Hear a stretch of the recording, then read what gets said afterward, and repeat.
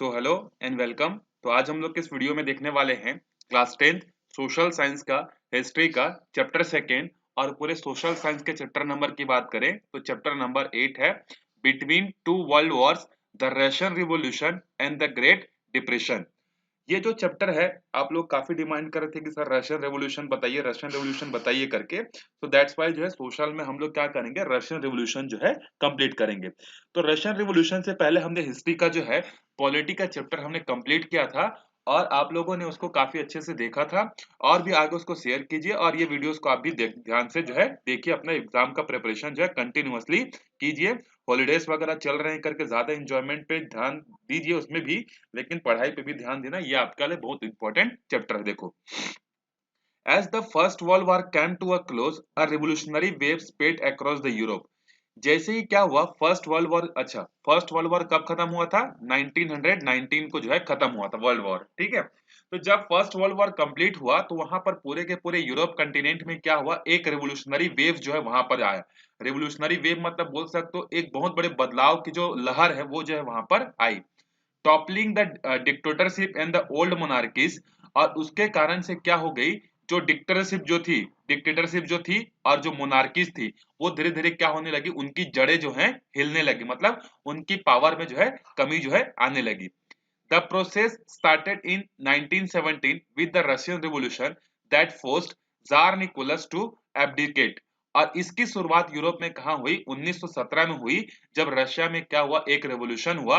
और उस रेवोल्यूशन के कारण वहां के जो मोनार्की सिस्टम के जो हेड थे या जो डिक्टेटरशिप के जो हेड थे, जार निकोलस, जो कि उस समय उसको कंट्रोल करते थे, उनको वहां से हटना पड़ गया। The wave slowly engulfed Germany, Austria, Hungary, Bulgaria, Turkey and other countries, leading to the dismantling of the monarchies। और धीरे धीरे रशिया में जिस तरीके से वहां पर मोनार्की सिस्टम का जो हेड था जार निकोलस, उसको हटाया गया, उसी तरीके से यही वेव जो है अब कहाँ चलने चालू हो गई, जर्मनी में, ऑस्ट्रिया में, हंगरी में, बुल्गारिया, टर्की, मतलब आसपास का जितना जो रशिया से जो टच्ड है या यूरोप कंटिनेंट के ये जितने भी कंट्रीज हैं, इन कंट्रीज में भी अब क्या हुआ, वहां पर जो मोनार्कीज जो थी उनको हटाने की बात जो है अब होने लगी। Russia experience a second revolution in October 1917। अब देखो वहां पर स्टार्ट हुआ 1970 में, लेकिन वहां पर जो सेकेंड रेवोल्यूशन स्टार्ट हुई थी कब हुई थी, अक्टूबर 1970 में, which saw the establishment of the communist government. और रशिया में फिर वहां पर क्या हुआ, मोनार्की सिस्टम को हटा दिया गया और वहां पर जो है कम्युनिस्ट गवर्नमेंट की जो है एस्टेब्लिशमेंट जो है कर दी गई ना। कम्युनिस्ट गवर्नमेंट का मतलब क्या होता है कि एक ऐसा गवर्नमेंट सिस्टम जिसमें इलेक्शन तो होते हैं, लेकिन पूरा का पूरा जो कंट्रोल होता है मार्केट पर हर जगह पर, उसमें किसका होता है, गवर्नमेंट का होता है। जैसे आज के डेट में अगर हम लोग बोलें तो जो चाइना है और जो नॉर्थ कोरिया है, इसको हम लोग बोल सकते हैं कि यहाँ पर जो गवर्नमेंट है ये गवर्नमेंट कैसा है, कम्युनिस्ट गवर्नमेंट है। क्योंकि यहाँ पर हर चीज पर कंट्रोल किसका होता है, सरकार का होता है। कोई कंपनी अपना पैसा कहाँ इन्वेस्ट करेगी, कितना बिजनेस ओपन करेगी, मतलब डायरेक्टली या फिर इनडायरेक्टली कंट्रोल किसका होता है, गवर्नमेंट का होता है। तो उस गवर्नमेंट को हम लोग क्या बोलते हैं, कम्युनिस्ट गवर्नमेंट बोलते हैं। फॉर एग्जाम्पल चाइना और आपका नॉर्थ कोरिया। उसी तरीके से एक तो होता है कम्युनिस्ट गवर्नमेंट और दूसरा होता है कैपिटलिस्ट होता है। कैपिटलिस्ट गवर्नमेंट मतलब क्या होता है, जिसको प्राइवेट गवर्नमेंट भी बोलते हैं, जैसे यूएसए है। यूएसए में जो है वहां पर क्या है, जो गवर्नमेंट है उसका इंपॉर्टेंस कम है, और वहां के जो प्राइवेट प्लेयर्स हैं, मतलब प्राइवेट कंपनीज जो हैं, उनका इंपॉर्टेंस क्या है वहां पर ज्यादा है। जैसे आप देख लो, माइक्रोसॉफ्ट को देख लो, एप्पल को देख लो, फेसबुक को देख लो, गूगल को देख लो, ये सब क्या है, यूएसए बेस्ड कंपनीज हैं। और वहां पर जो है प्राइवेट कंपनीज को ज्यादा फ्रीडम है। तो ऐसा गवर्नमेंट जहां पर मार्केट पर कंट्रोल जो है सरकार का कम होता है, प्राइवेट का जो ज्यादा होता है, उसको बोलते हैं कैपिटलिस्ट बोलते हैं। लेकिन हमारा जो इंडिया है ना, तो वो 100% कम्युनिस्ट गवर्नमेंट है और ना कैपिटलिस्ट गवर्नमेंट है। हमारा जो इंडिया ये दोनों का मिक्सचर है। कुछ ऐसे पार्ट्स हैं या कुछ ऐसे सेक्टर्स हैं जहां पर गवर्नमेंट कंट्रोल करती है, जैसे कि गवर्नमेंट किसको कंट्रोल करती है, मार्केट को कंट्रोल करती है। इसके अलावा जो है कम्युनिकेशन सिस्टम को गवर्नमेंट कंट्रोल करती है, डिफेंस को कंट्रोल करती है। तो कुछ ऐसे पार्ट्स है जिसको गवर्नमेंट कंट्रोल करती है और कुछ ऐसे पार्ट्स हैं जिसको प्राइवेट प्लेयर्स भी जो है क्या करते हैं, कंट्रोल जो है करते हैं। जैसे कि आपका देख लो, गवर्नमेंट की एक कम्युनिकेशन का जो कंपनी जिसको हम लोग बोलते हैं बीएसएनएल, उसी तरीके से प्राइवेट में आप लोग देखोगे जियो है, एयरटेल है, आइडिया। तो यहाँ प्राइवेट भी है और गवर्नमेंट भी है, दोनों के दोनों काम जो है करते हैं। जैसे गवर्नमेंट स्कूल्स भी हैं, प्राइवेट स्कूल्स भी हैं, गवर्नमेंट हॉस्पिटल्स हैं, प्राइवेट हॉस्पिटल्स हैं। तो यहाँ पर हमारे इंडिया में दोनों तरीके का सिस्टम जो है चलता है, जिसको हम लोग बोलते हैं मिक्स्ड गवर्नमेंट जो है बोलते हैं। तो वापिस आते हैं इसमें, no other European country embraced communism और सोशलिज्म, इसी को कम्युनिस्ट को क्या बोलते हैं, सोशलिज्म बोलते हैं। ठीक है, तो रशिया को छोड़कर बाकी यूरोप के किसी भी कंट्री में जो है इस तरीके का जो है कम्युनिज्म या सोशलिज्म जो है नहीं हुआ। But they all open door to the democracy, बाकी हर जगह क्या स्टार्ट हुआ, डेमोक्रेसी स्टार्ट हुई। यहाँ पर कम्युनिज्म सिस्टम स्टार्ट हुआ या सोशलिज्म सिस्टम स्टार्ट हुआ, और बाकी हर जगह जो है डेमोक्रेसी स्टार्ट हुई। तो अब आपके माइंड में एक क्वेश्चन आ रहा होगा कि सर कम्युनिस्ट गवर्नमेंट और डेमोक्रेसी में क्या डिफरेंस होता है। तो मैंने बताया कि कम्युनिस्ट गवर्नमेंट और डेमोक्रेसी दोनों में ही इलेक्शन होते हैं, लेकिन डेमोक्रेसी में क्या होता है, जितनी भी पॉलिटिकल पार्टी इलेक्शन में पार्टिसिपेट करना चाहती हैं वो कर सकती हैं, और हर बार गवर्नमेंट क्या होती है, चेंज होती है। और डेमोक्रेसी में क्या होता है, हर चीज पर कंट्रोल सरकार का नहीं होता। जबकि कम्युनिस्ट में क्या होता है, इसमें भी इलेक्शन होते हैं, लेकिन वहां पर सिर्फ और सिर्फ क्या होता है, एक ही पार्टी होता है। जैसे चाइना में देखो, चाइना में सिर्फ और सिर्फ कम्युनिस्ट चाइना पार्टी ही एक है। जैसे हमारे यहाँ बीजेपी है, कांग्रेस है, आम आदमी पार्टी है, समाजवादी पार्टी, पॉलिटी में मैंने बताया था शिवसेना है। तो वहां पर ऐसा कोई अलग अलग पार्टी का कंसेप्ट नहीं होता कम्युनिस्ट में।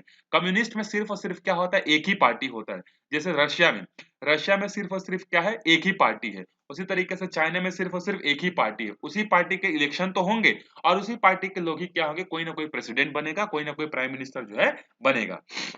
लेकिन डेमोक्रेसी में ऐसा नहीं होता, यहाँ पर चेंजेस होते हैं। जिसको गवर्नमेंट वोट ज्यादा देती है उसकी पार्टी की गवर्नमेंट जो है बनती है। उसी में एक एग्जांपल है, देखो, Germany adopted the Weimar constitution preparation in the city of Weimar. और जो जर्मनी था उसने क्या किया, डेमोक्रेसी को एक्सेप्ट किया। और डेमोक्रेसी का मतलब क्या होता है, कॉन्स्टिट्यूशन होता है। तो उन्होंने क्या किया, उसको अडॉप्ट किया और उन्होंने अपना कॉन्स्टिट्यूशन बनाया। उन्होंने अपना कॉन्स्टिट्यूशन कहां पर बनाया, देखो, तो उन्होंने अपना कॉन्स्टिट्यूशन बनाया था वेमार में। वेमार एक प्लेस है किसका, जो है जर्मनी का एक सिटी है, एक प्लेस है वेमार। वहां पर इन्होंने कॉन्स्टिट्यूशनल बनाया, इसीलिए इसको क्या बोलते हैं, वेमार कॉन्स्टिट्यूशनल जो है बोलते हैं। Which gave all adult, male female, rich और poor, the right to constant election and vote. और इस वेमार कॉन्स्टिट्यूशनल में उन्होंने क्या अपने कॉन्स्टिट्यूशन में लिखा कि जितने भी जो एडल्ट लोग हैं, अब वहां जैसे हमारे यहाँ एडल्ट किसको बोलते हैं, जिसकी उम्र 18 साल से ऊपर है उसको एडल्ट बोलते हैं। तो वहां पर जर्मनी में उस समय कुछ और सिस्टम रहा होगा कि 21 साल या 25 साल जो भी रहा होगा। तो जितने भी एडल्ट लोग हैं, चाहे वो मेल हो, चाहे फीमेल हो, चाहे रिच हो, चाहे पुअर हो, सबको इलेक्शन में पार्टिसिपेट करने का राइट होगा और सबको वोट करने का भी जो है राइट जो है होगा। ऐसा उन्होंने अपने कॉन्स्टिट्यूशनल में लिख दिया।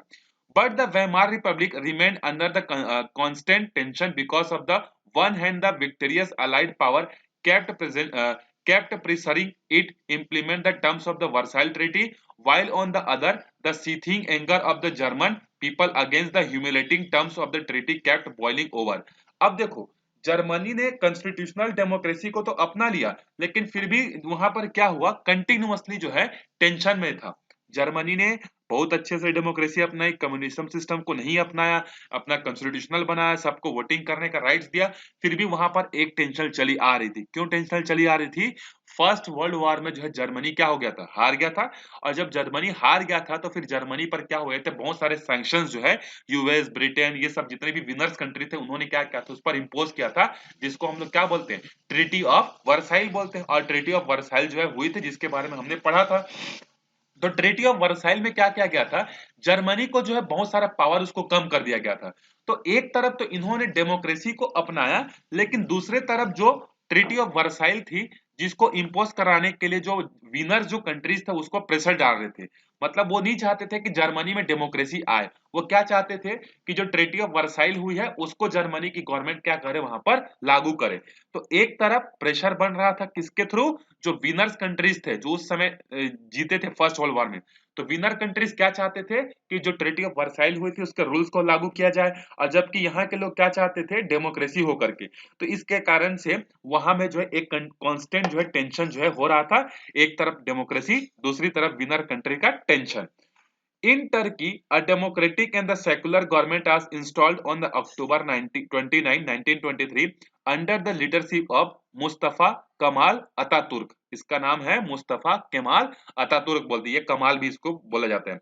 Toppling old Ottoman Sultanate which considered itself to be the caliphate of the Muslim world. देखो 1923 में क्या हुआ, जिस तरीके से जर्मनी ने क्या किया 1970 1920 के आसपास डेमोक्रेसी को अपना लिया, उसी तरीके से जो टर्की था, जिसको आप लोग क्या बोलते हैं प्रेजेंट डेट में तुर्क क्या बोलते हैं इसको हम लोग तुर्क बोलते हैं या फिर टर्की बोलते हैं। तो इन्होंने क्या किया, उस समय जो टर्की था, टर्की में जो है ओटोमन एम्पायर जो है क्या करता था, वहां पर जो है राज करता था, वहां पर जो है कंट्रोल करता था। तो जब ये लहर यूरोप में चल रही थी, तो इस लहर में कौन आ गया, टर्की भी आ गया, और टर्की के लोगों ने भी सोचा कि हमारे यहाँ अब ये जो एम्पायर सिस्टम जो है इसको क्या करना चाहिए, खत्म करना चाहिए, ओटोमन एम्पायर को खत्म करके डेमोक्रेसी जो है आनी चाहिए। और यही वहां पर हुआ under the leadership of the Mustafa Kemal Ataturk. ये इनका पिक्चर है देखो। ये अतातुर्क ने क्या किया, जो वहां पर ऑटोमन एम्पायर जो था, जो कि फर्स्ट वर्ल्ड वॉर में हार चुका था, तो ऑटोमन एम्पायर की पावर कम हो चुकी थी। तो इसका मुस्तफा कमाल अतातुर्क ने इसका फायदा उठाया, क्योंकि ऑटोमन एम्पायर वर्ल्ड वॉर में हार चुका था, कमजोर हो चुकी थी। तो इन्होंने क्या किया, अतातुर्क ने जो है इनको रिप्लेस कर दिया, और फिर वहां पर क्या ले आया, डेमोक्रेसी जो है वहां पर ले आई। और ये जो ऑटोमन एम्पायर है ना, ये खुद को क्या बोलते थे, जो मुस्लिम वर्ड होता है उसका कैलिफेट जो है इसको समझते थे, मतलब अपने आप को सुपीरियर जो है बोलते थे। लेकिन अतातुर्क ने क्या किया, ऑटोमन एम्पायर को पावर को कमजोर, मतलब वर्ल्ड कमजोर तो हो ही चुकी थी, उसको बहाने से क्या किया इन्होंने, उसका फायदा उठाते हुए जो वहां पर डेमोक्रेसी जो है स्टैब्लिश कर दी। अब जैसे ही अतातुर्क ने वहां पर ऑटोमन एम्पायर को रिप्लेस किया, उन्होंने वहां पर इंडस्ट्रियलाइजेशन करना जो है स्टार्ट कर दिया गया। क्योंकि इंडस्ट्रियलाइजेशन जो होता है उससे बहुत सारे चेंजेस होते हैं, लोगों का स्टैंडर्ड सुधरता है, एजुकेशन, बहुत सारी चीजें जो है इंडस्ट्रियलाइजेशन से जो है होता है।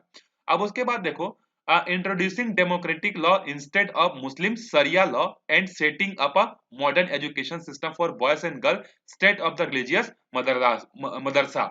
क्या हुआ यहाँ पर, जब अतातुर्क आया तो उसने बहुत सारे चेंजेस किए। जैसे कि सबसे पहला चेंजेस था, इन्होंने इंडस्ट्रियलाइजेशन को जो है अपने कंट्री में लाया, पहला चीज। उसके बाद पहले क्या था, जब ओटोमन एम्पायर था तो ओटोमन एम्पायर जो है वो सरिया कानून लागू करता था, मतलब सरिया लॉ जिसको बोलते हैं मुस्लिम वर्ड में, एक सरिया लॉ होता है जिसके बेसिस पर जो है कंट्रोल करता था ओटोमन एम्पायर। तो अतातुर्क ने क्या किया, इस सरिया लॉ को भी उन्होंने क्या कर दिया, चेंज कर दिया, और वहां पर कौन सा रूल लागू कर दिया, डेमोक्रेटिक रूल जो है लागू कर दिया। तो पहला इंडस्ट्री, दूसरा डेमोक्रेटिक लॉ, और तीसरा उन्होंने एक बहुत अच्छा काम किया जिसको टर्की आज भी थैंकफुल है उनका, वो है वहां पर एजुकेशन सिस्टम जो है उसको मॉडर्न कर दिया गया। जब ऑटोमन एम्पायर था तो उस समय जो एजुकेशन होती थी वो कहां पर होती थी, मदरसा में होती थी। लेकिन अब इन्होंने क्या किया, उसको चेंज कर दिया। और मुस्लिम, अब देखो पहले जब क्या होता था, तो मोस्टली जो गर्ल्स थी उनको एजुकेशन कम मिलता था, जो बॉयज थे उनको मदरसे में ज्यादा मिलता था। लेकिन अब इस चीज को क्या हो गया, इन्होंने चेंज कर दिया, और इन्होंने क्या किया, बॉयज और गर्ल्स दोनों के लिए जो है मतलब मॉडर्न एजुकेशन सिस्टम को जो है ओपन कर दिया। These progressive steps led the way of transforming Turkey from an Islamic empire to the modern nation state. और अतातुर्क के इन्हीं स्टेप्स के कारण जो पहले टर्की था वो एक इस्लामिक एम्पायर को क्या कर रहा था, कंट्रोल कर रहा था वहां पे। अब वो इस्लामिक एम्पायर से खत्म होकर अब वहां पर क्या हो गया, एक डेमोक्रेटिक मॉडर्न नेशन जो है बन गया। तो ये किसके कारण से हुआ था, आप याद रखना, मुस्तफा कमाल अतातुर्क ने जो है किया था। But most countries of the world were soon engulfed by the economic recession that began in 1929. अब सब चीज अच्छा चल रहा था, पूरे यूरोप में डेमोक्रेसी स्टैब्लिश हो रही थी, रशिया को छोड़कर टर्की में आ गया था, जर्मनी में आ गया था, ऑस्ट्रिया, हंगरी, ये जितने भी अलग अलग जो कंट्रीज थे, इन सब कंट्रीज में धीरे धीरे डेमोक्रेसी जो है आ रही थी, और मोनार्की सिस्टम, डिक्टेटरशिप का सिस्टम जो है क्या हो रहा था, खत्म हो रहा था। लेकिन इसी दौर में एक और चीज यहाँ पर सबसे बड़ा प्रॉब्लम क्रिएट करने वाला चीज आया, वो है 1929 का इकोनॉमिक रिसेशन। रिसेशन का मतलब क्या होता है, मार्केट में कोई भी चीज का बिजनेस अच्छे से ना हो पाना। जैसे अभी हमारे यहाँ क्या हुआ था, कोविड 19 में जब लॉकडाउन हुआ था, तो पूरे लॉकडाउन में सबके काम धंधे क्या हो गए थे, बंद हो गए थे। किसी का शॉप बंद हो गया था, किसी का कोचिंग बंद हो गया था, किसी के स्कूल बंद हो गए थे, किसी के और भी बहुत सारी चीजें क्या हो गई थी, प्रॉब्लम में आ गई थी। तो उसी तरीके से 1929 में क्या हुआ था, एक इकोनॉमिक रिसेशन आया था, जो कि आज तक के हिस्ट्री का क्या सबसे बड़ा जो है इकोनॉमिक रिसेशन है। और उसके कारण से हर कंट्री की जो इकोनॉमी है वो क्या होते गई, डैमेज होते गई, वहां पर अनएम्प्लॉयमेंट जो है क्या होते गया, बढ़ते गया। Germany which was already grappling with the damage done by the Versailles Treaty faced an economic crisis because of the depression. अब जर्मनी पहले भी फर्स्ट वर्ल्ड वॉर को हार कर सैंक्शन झेल रहा था, बहुत सारा फाइन पे कर रहा था। अब वहां पर धीरे धीरे वो सुधर जैसे ही रहा था, अब वहां पर क्या आ गया, इकोनॉमिक रिसेशन आ गया। अब इकोनॉमिक रिसेशन आ गया तो उसके पास डबल शॉक हो गया। एक तो ट्रीटी ऑफ वर्साइल को वो ले दे के झेल रहा था, उसके पैसा जितना डिमांड किया गया था उसको दे रहा था, और दूसरा प्रॉब्लम क्या हुआ कि इकोनॉमिक रिसेशन आ गया, जिससे पूरा का पूरा मार्केट डैमेज हो गया। तो पूरा का पूरा जर्मनी का जो सिस्टम था वो क्या हो गया, डैमेज हो गया। और इसी चीज का जो है एडवांटेज लिया किसने, हिटलर ने और उसकी पार्टी नाजी ने। जब जर्मनी में दोहरा मार पड़ा ट्रीटी ऑफ वर्साइल का और इकोनॉमिक रिसेशन का, तो वहां पर लीडर बनकर उभरा, हीरो बनकर उभरा हिटलर और उसकी पार्टी नाजी। और उसकी पार्टी ने क्या किया, धीरे धीरे देखते देखते जो है क्या किया, पूरा का पूरा जो गवर्नमेंट था उसको अपने हाथों में ले लिया और पूरे के पूरे कंट्री पर जो है ये रूल जो है करने लगा। He launched a vicious program against the Jews and slowly began violating the terms of the Versailles Treaty। अब धीरे धीरे उसने क्या किया, कट्टर मतलब जितने भी वहां पर जो मतलब स्ट्राइक्स करने वाले लोग थे जो कि गवर्नमेंट के अगेंस्ट में बोल रहे थे, उन सबको धीरे धीरे जो है इन्होंने दबाना चालू किया। जैसे लेबर ग्रुप था या मिडिल ग्रुप जो कि सरकार के अगेंस्ट में बात कर रहे थे, इन सबको धीरे धीरे इन्होंने क्या किया, वॉयलेट मतलब इनको दबाना स्टार्ट किया। और उन्होंने ट्रीटी ऑफ वर्साइल जो हुई थी उसमें जो जो रूल्स लिखा हुआ था, अब धीरे धीरे उसको क्या करने लगा, इन्होंने वॉयलेट करना स्टार्ट कर दिया। Stepping up his preparation for a war to establish his sovereignty over the world. और वो धीरे धीरे क्या करना चालू कर दिया, वॉर का प्रिपरेशन करना चालू कर दिया।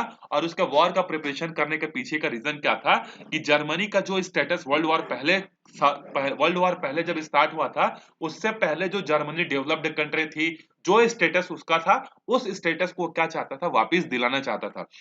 मैंने आपको बताया था कि जब हम लोग treaty of Versailles first world war पढ़ रहे थे, मैंने वहां पर बताया था कि जो जर्मनी के जो लोग थे उनको बहुत ज्यादा क्या हुआ था, डैमेज हुआ था। क्योंकि वो एक बहुत डेवलप्ड कंट्री थी, फर्स्ट वर्ल्ड वॉर में हार गई किसी भी गलती के कारण से या किसी भी कारण से, तो उस पर बहुत सारे सैंक्शन जो इम्पोज कर दिए गए थे। और ये सैंक्शन जो थे वो फेवरेबल नहीं थे। तो जर्मनी के लोग जो है क्या थे, एक तो ऐसे ही गुस्सा थे, तो इसी गुस्से का फायदा, एक तो गुस्सा थे जर्मनी के लोग, दूसरा क्या हुआ, इकोनॉमिक रिसेशन आ गया। तो इसी का फायदा हिटलर ने उठाया और वहां के लोगों की सिंपैथी ली और बोला कि हम लोग क्या करेंगे, वर्ल्ड वॉर फर्स्ट में जितना भी हमको लॉस हुआ है उसको हम लोग क्या करेंगे, वापस से रिकवर करेंगे, और जिन कंट्रीज ने हमको मिलकर हराया है उन कंट्रीज को हम लोग क्या करेंगे, हराएंगे करके वहां के लोगों में जो है एक नया जो है जुनून जो है, मतलब इस तरीके की लीडरशिप जो है उसने दिखाई। उसके बारे में पढ़ेंगे अभी। इन दोज डेज मतलब सेकेंड वर्ल्ड वॉर जब पढ़ेंगे ना वहां पर बताऊंगा मैं आपको। In those days Britain and America were experimenting with the new economic concept called the welfare state. जब पूरी दुनिया क्या हो रही थी, इकोनॉमिक रिसेशन से जूझ रही थी 1929 में, वहीं पर ब्रिटेन और अमेरिका जो है कुछ नए इकोनॉमिक कंसेप्ट को क्या कर रहे थे, इंट्रोड्यूस कर रहे थे।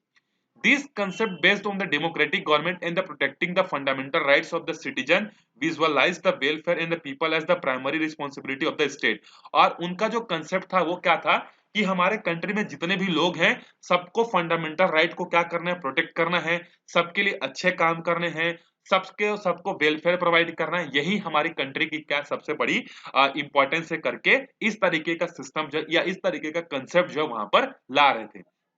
In the welfare state, democratic rights, universal franchises, a multi-party system, free and independent media etcetera. इसके अलावा ब्रिटेन और अमेरिका कुछ और चीज कर रहे थे, जैसे वेलफेयर स्टेट, लोगों के भलाई के लिए काम करना, डेमोक्रेटिक राइट्स मतलब सबको वोट करने का राइट्स, इलेक्शन में खड़े होने का राइट्स, उसके बाद जो दुनिया के अलग अलग जो कंट्रीज के जो कंपनीज हैं उन कंपनीज को अपने यहाँ बुलाना, उसके बाद एक पार्टी का सिस्टम ना होने, जैसे रशिया था, चाइना है, वहां पर एक ही पार्टी का सिस्टम है, उसी तरीके से वहां पर इस सिस्टम को खत्म किया गया और मल्टी पार्टी सिस्टम लागू की गई। उसके अलावा जो है क्या किया गया, मीडिया को इंडिपेंडेंट कर दिया गया, फ्री कर दिया गया। तो ऐसे बहुत सारे चेंजेस जो है किए गए जिससे सब लोगों को क्या मिले, इक्वल अपॉर्चुनिटी जो है मिले etcetera. Were extended to include equal opportunity for all the citizen, right to education, health, providing employment to the people, ये सब काम जो है वहां पर धीरे धीरे जो है स्टार्ट किए उन्होंने। Britain and America were able to survive the great depression of 1929 by the adopting this welfare measure. और इन्हीं चीजों को उन्होंने क्या किया, अपनाया, और इन्हीं चीजों को अपनाने के बाद ही उन्होंने क्या किया, जो इकोनॉमिक रिसेशन जो हुई थी 1929 में, उसको बहुत अच्छे से इन्होंने क्या कर लिया, सरवाइव जो है कर लिया। बाकी कंट्रीज में ऐसा नहीं था, बाकी कंट्रीज में इतने सारे फ्रीडम नहीं थे, इतने सारे मतलब वहां पर लोगों को राइट्स नहीं थे, फंडामेंटल राइट्स नहीं थे, इतने सारे मीडिया इंडिपेंडेंट नहीं थे, उनका एजुकेशन सिस्टम उतना नहीं था, वहां का हेल्थ सिस्टम अच्छा नहीं था। तो इन सब के कारण वहां इकोनॉमिक रिसेशन के कारण बहुत सारा डैमेज हुआ बाकी कंट्रीज में। जबकि ब्रिटेन और अमेरिका ने क्या किया, इस रिसेशन से बचने के लिए अपने यहाँ पर जो है एक नया सिस्टम जो इन्होंने इंट्रोड्यूस किया, जिसके कारण से क्या हुआ, वहां पर जो है ये चीजें क्या हो गई, बच गई। तो अब इसके बाद हम लोग आगे देखते हैं the Russian revolution. Russian revolution के बारे में हम लोग समझते हैं। तो देखो, तो रशिया का जो इमेज है वो प्री वॉर कैसा था, देखो तो pre war Russia, by 1944 Russia had become a vast empire that spread across the European and the Asian continent।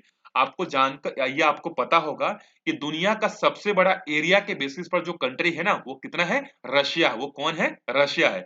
India का जितना एरिया है ना, उससे लगभग लगभग 8 से 10 गुना ज्यादा बड़ा किसका एरिया है, रशिया का। तो 1914 में भी रशिया का जो एरिया था वो बहुत बड़ा था। और रशिया जो है, रशिया एक ऐसा कंट्री है जिसका कुछ पार्ट यूरोप कंटिनेंट में आता है और कुछ पार्ट जो है एशिया कंटिनेंट में आता है। मतलब एकमात्र ऐसा कंट्री है जो कि दोनों कंटिनेंट्स में जो है आता है। तो उस समय भी उसका जो कंट्री जो था वो बहुत बड़ा था और बहुत बड़े एरिया पे जो है वो फैला हुआ था। The Russian government ruled over the diverse region inhabited by the people of different language, religious and ethnic। अब ऑब्वियस सी बात है, अगर इतना बड़ा कंट्री होगा तो वहां पर अलग अलग लैंग्वेज बोलने वाले लोग होंगे, अलग अलग रिलीजियस को फॉलो करने वाले लोग होंगे, अलग अलग इथनिटी को फॉलो करने वाले होंगे। तो रशिया क्या करता था, रशिया जो है छोटे छोटे अलग अलग एरियाज पर जो है, अलग अलग जगह पर जो है क्या करता था, कंट्रोल जो है करता था। पावर इन दिस एम्पायर ले in the hand of the elite land owning class. और जो पूरी की पूरी पावर जो थी उस समय सुपीरियर पावर पे कौन था, जो लैंड लॉर्ड थे, लैंड ओनिंग क्लास, जिसको जमींदार बोलते हैं हिंदी में, उन लोग थे। who were led by the autocratic Tsar Nicholas II, who belonged to the Romanov dynasty. Most of the high officials in the empire were wealthy landowners from the noble families। और उस समय जो सबसे ज्यादा पावर जो था किसके पास था, जो जमीन, जिनके पास जमीनें थी वो क्या थी, काफी ज्यादा रईस थे, काफी ज्यादा अमीर थे, और बहुत सारा पावर वो क्या करते थे, बहुत सारी पावर, बहुत सारे फ्रीडम जो है वो इंजॉय करते थे under the tsar Nicholas second. Tsar Nicholas second उस समय वहां का गवर्नमेंट को चला रहा था। लेकिन इसके गवर्नमेंट के अंदर में जो जितने भी जो बड़े बड़े लोग जो थे, बड़े बड़े ऑफिसर्स जो थे, वो कौन थे, रईस लोग थे और जमींदार लोग थे। In Russia the peasant who cultivated the land lived in the serfdom until 1861। और वहां पर क्या हुआ, रशिया में क्या होता था कि जैसे मान लो एक जमींदार जिसके पास क्या हजारों एकड़ जमीन है, तो वो क्या करता था, उन जमीनों पर जो है खेती करवाने के लिए जो है लोगों को खरीदता था। और जिस तरीके से लोग मतलब जैसे मान लो ये एक जमीन है, ये एक जमीन है, इस जमीन पर 5 लोगों को बोल दिया कि इस जमीन पर तुम काम करोगे, इस जमीन पर तुम 5 लोग काम करोगे।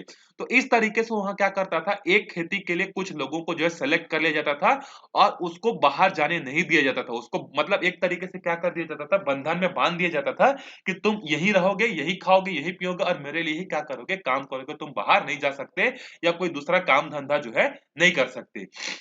वही चीज यहां पर बोला, देखो these serfs were bonded vessels who were prohibited from the pursuing an alternate occupation। इनको कोई दूसरा काम करने का जो है ऑप्शन नहीं था। और लिविंग देयर विलेज, अपना गांव भी छोड़ने का जो है, जब तक लैंडलॉर्ड परमिशन ना दे तब तक गांव भी छोड़ नहीं सकते थे।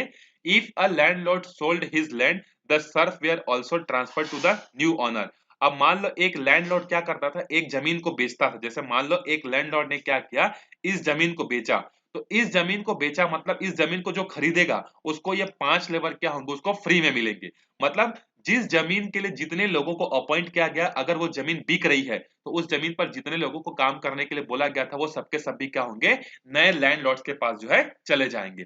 The jar issued a proclamation in 1861 freeing the Surf from this bondage. लेकिन जार निकोलस ने क्या किया, 1861 में कुछ राहत देने के लिए जो है कुछ प्रोक्लेमेशन जो है डिक्लेयर किए गए। और इसके अंदर में जो है ये जो लैंडलॉर्ड जो करवाते थे, जो किसानों को बांध कर रखते थे, उनको फ्री होने नहीं देते थे, इसको थोड़ा सा इन्होंने क्या किया, कम जो है किया। ये देखो, ये है 1900 के आसपास जो एक फार्मर फैमिली है जो कि एक पर्टिकुलर जमीन के लिए बंधी हुई है। ये सब यही रहेंगे और एक ही पर्टिकुलर जमीन के लिए क्या करेंगे, वर्क करेंगे करके यहाँ पर जो है इस तरीके से जो है वहां पर चलता था।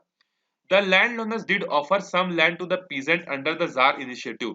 जो जार निकोलस था उसने क्या क्या कुछ इनिशिएटिव स्टार्ट किए, जैसे कि उन्होंने क्या कहा, जो बड़े बड़े जमींदार हैं उनको क्या करना है, अपनी जमीनें जो है छोटे छोटे किसानों को देनी है, जिससे वो क्या कर सके, एग्रीकल्चर कर सके। But they charge exorbitant sums for the land. अब देखो गवर्नमेंट ने क्या बोला, जार निकोलस ने लैंड ओनर से, आप अपनी जमीनें क्या करोगे, किसानों को दोगे। ऐसा हुआ भी, मतलब जो सरकार थी उसने क्या किया, बड़े बड़े जमींदार लोगों से जमीनें ली और उसको किसको बांट दिया, किसानों को बांट दिया गया। लेकिन किसानों को बांटा गया वो जमीनें कैसी थी, अनफर्टाइल थी या कम फर्टाइल थी या फिर बंजर थी। बैरन मतलब होता है बंजर जमीनें थी। और ये तो एक चीज थी कि चलो जमीनें दी गई वो कैसी थी, अनफर्टाइल थी, बैरन थी। एक प्रॉब्लम ये था। दूसरा प्रॉब्लम क्या था कि सरकार ने जमींदारों से जमीनें खरीदी और किसानों को दी, और किसानों को बोला गया कि आप इसको क्या करोगे, इंस्टॉलमेंट में जो है क्या करोगे, इस अमाउंट को हमको पे करोगे।